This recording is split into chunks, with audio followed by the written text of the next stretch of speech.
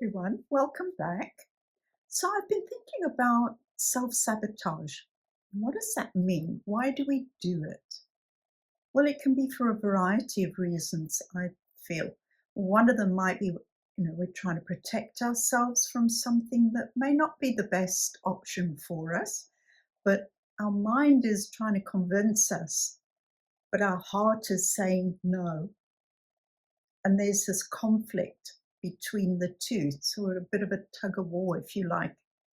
It can also be that maybe you just don't have the courage to take that step, that it feels too big for you, too overwhelming. Maybe you're more afraid of succeeding at something than you are of failing. And I've certainly experienced that in my own life. Failure, no, that's not such a big deal. I can try again and again, which I have.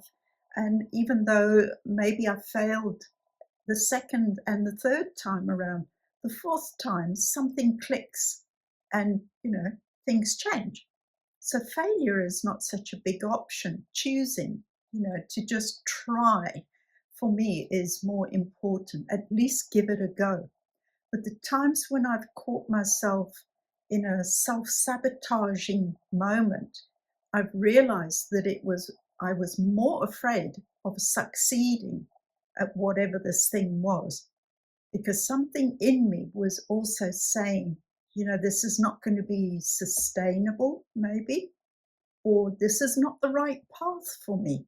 So my inner world knew it wasn't the right way for me to go. So I chose a cop out in a way. I would create a situation that would give me an out rather than just being able to say, this is not what I want. I didn't have the courage to do that for whatever reason. Who knows what it was? But that's just one possibility. There can be many reasons why we self sabotage. And if you do catch yourself in that situation of doubting yourself, feeling like you're not good enough, questioning, who am I to want this? Who am I to be aiming for this goal?